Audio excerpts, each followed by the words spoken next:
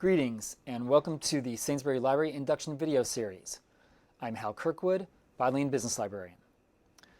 In this video, we're going to take a look at one specific database called ABI Inform Global. So sliding over and clicking on Databases takes us to our tabbed guides, and then specifically we will take a look at our journal articles and ebooks list.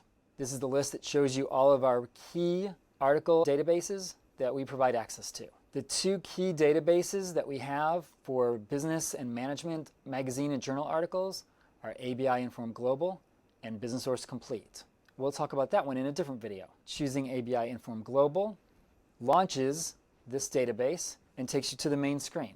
Now specifically at this point, you'll see several things. One, that we're in the basic search, that I can switch to the advanced search. I can search by publication title, or I can work my way and browse through certain topics and featured content that they have access to.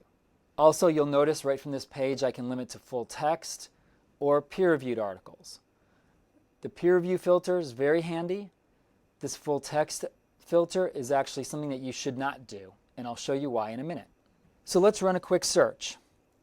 I can search on strategy and competition, and you can see that as I type, the database is giving me tips on my search and then similar searches. This is useful to pay attention to because what it can do is give you a broader or narrower perspective depending on how you use these suggestions. So we'll run strategy and competition, hit enter and run a search, and we're now at the results page.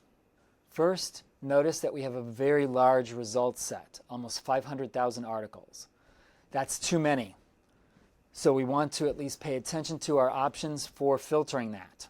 As I said before, we can limit to just academic peer-reviewed journals. We can also look at different document types, those academic scholarly journals, dissertations, newspapers, or I can actually bring up a complete list to take a look at what I want to include or exclude. This is a very powerful way of controlling what you're looking at and saving you time. I can also scroll down and look at how to limit by date range.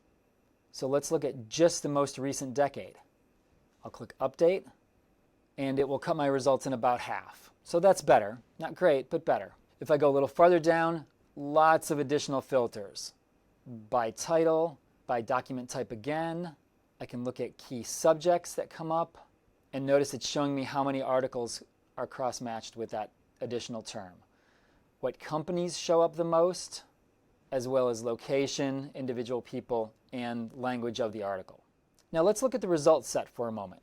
We see the title, authors, title of the journal, and when it was published, and a little peek inside where some of our search terms show up. Also notice that I can see pretty easily if the full text is immediately available. So this first article is available normal full text and then the actual scanned PDF. Now this second article, it's potentially not available full text in this database. So this little Find It at Oxford graphic will tell me if it's full text somewhere else in the system. That's why you never check this limit to full text, because it limits to the full text in just this database. Whereas with this article, I can choose Find It at Oxford. It bounces open a new tab and shows me, yes, we have this full text directly from Springer Journals. And I can click this link and it will take me right to this article. Now jumping back to our search, I can continue to scroll down to take a look at what has been returned for my search.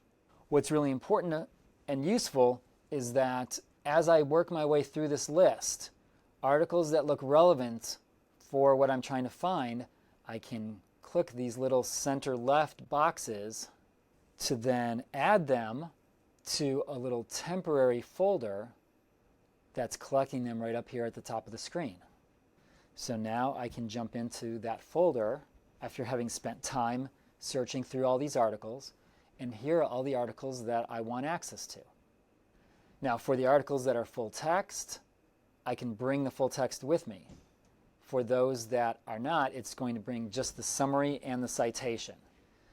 I can come back and email this to myself, I can send it to a printer, or I can save it down into my own computer.